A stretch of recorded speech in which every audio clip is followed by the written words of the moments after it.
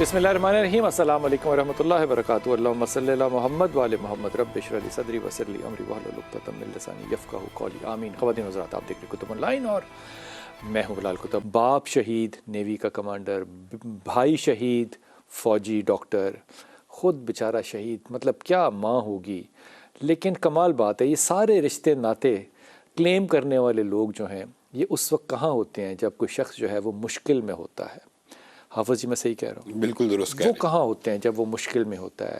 حضور دعائے مغفرت فرما دیجیے گا ارشد کی۔ اللہ تعالیٰ ان کے غریق رحمت فرمائے، اللہ تعالیٰ ان کو جنت الفردوس میں جگہ دے، اللہ تعالیٰ ان کی چھوٹی بڑی ہر خطا کو معاف فرمائے، اللہ تعالیٰ ان کو سرخرو فرمائے، ان کی شہادت کو قبول و منظور فرمائے، اللہ رب العزت ان کی ساری خطائیں زندگی میں جتنی بھی ہیں ان سے درگزر فرمائے۔ اور بلال بھائی، بنیادی طور پہ جو آپ نے بات کی ہے نا، میت جو ہوتی ہے نا، اس کی تو جب وہ اللہ کے ہاں پیش ہو گیا تو پھر اس کی برائی کرنا یہ بہت ہی معیوب بات ہے۔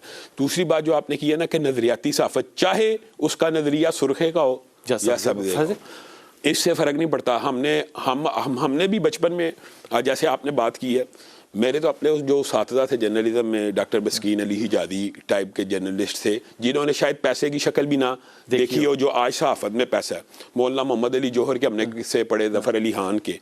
تو بہرحال نظریاتی صحافی آج بھی موجود ہے ہمارے ملک کے اندر۔ جرنلسٹ کے ساتھ گولیاں چلی ہیں، حامد میر کو لگی، ابصار عالم کے ساتھ ہوا، یعنی کچھ نظریہ چاہے وہ صحیح ہے یا غلط ہے یہ بات کی بحث ہے، لیکن نظریے کے اوپر سٹینڈ لینے والے صحافی موجود ہیں، اور یہ خراج تحسین ہم ان کو پیش کرتے ہیں، اور جو دنیا سے چلے گئے ہیں ان کے لیے دعائے مغفرت کرتے ہیں، اللہ تعالیٰ ان کی اگلی منزلیں آسان۔ جو یہ جرنلزم کا پیشہ ہے نا، بلغ ما انزل الیک، ابلاغ عامہ پیغمبرانہ کام ہے، ابلاغ کرنا پیغمبرانہ کام ہے۔ اگر آپ اچھا ابلاغ کریں گے آپ اسی صفت کے اوپر۔ آمین آمین آمین۔ میں مطلب ہماری فیملی ماشاءاللہ اچھی خاصی ہے، 8 میرے بچے ماشاءاللہ، ایک میری نند، شوہر اور 4 بہو ہیں میری ماشاءاللہ۔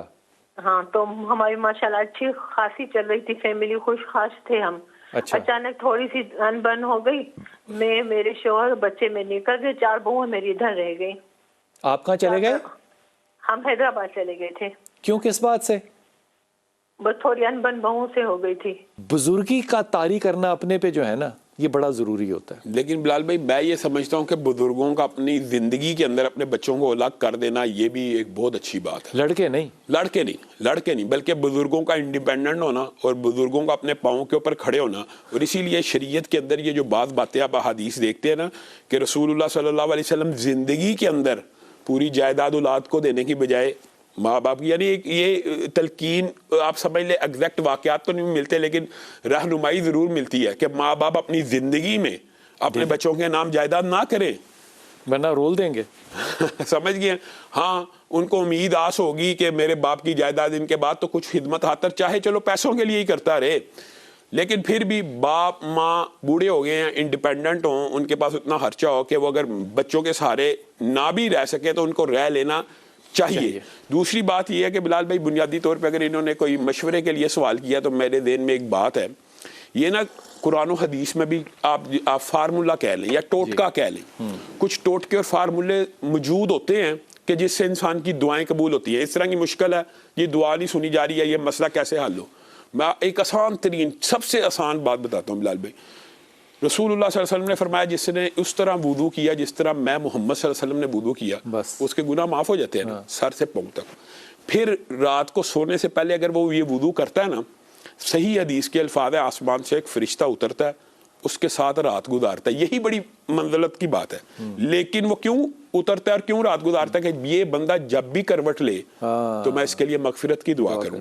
اور اگر حالت وضو میں سویا ہوا، کتنا آسان ٹوٹکا ہے، سویا ہوا بندہ اچانک اٹھ جائے اور رات کو آپ دیکھیں ہر بندے کی 8 دفعہ آنکھ کھلتی ہے، اور حالت وضو میں اٹھا ہوا بندہ اللہ سے پھر جو دعا کرتا ہے اللہ سن لیتا ہے۔ تو یہ اس طرح کی مشکلات تو یہ چھوٹے چھوٹے ٹوٹکوں سے حل ہو جاتی ہیں۔ چلے میں جب ہم اسم اعظم کا وظیفہ بتاتے ہیں وہ لمبا ہوتا ہے، اب مجھے بتائیں وضو کر کے سونے میں کیا مسئلہ؟ کیا مسئلہ؟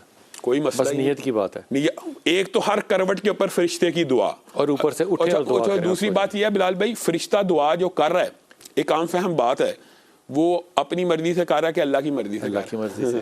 تو پھر لا یاسون اللہ ما امرہم، اللہ کہہ رہا ہے یہ میرے حکم کے علاوہ لا یسبقونہ بالقول، یہ ایک لفظ میری اجازت کے بغیر نہیں نکالتے. جب اللہ ہی فرشتے کو کہہ رہا ہے کہ اس کے لیے مغفرت کی دعا کر، تو اور کیا چاہیے؟ تو اللہ ہی نے تو قبول کرنی ہے. کیا بات ہے، کیا بات ہے. وضو کر کے سوئیں، رات کو کروٹ لیں تو مغفرت کی فرشتہ دعا کر رہا ہے، اور اگر آپ اٹھتے ہیں تو اپنے لیے دعا کیجئے. دوسرا یہ کہ اس کا ایک رشتہ آیا ہے، ہاں. لڑکے کا نام عریش ہے. دیکھو فائقہ کا عریش کے ساتھ سلسلہ جو ہے وہ نہیں چلے گا. یہ میری بدگمانی سمجھ لو یا میری رائے سمجھ لو، یہ نہیں چلنے والا. اس کو اپنا غصہ کم رکھنا ہے اور شادی کے لیے پڑھنا ہے. اور وہ کیا پڑھنا ہے حافظ فرمائیں گے.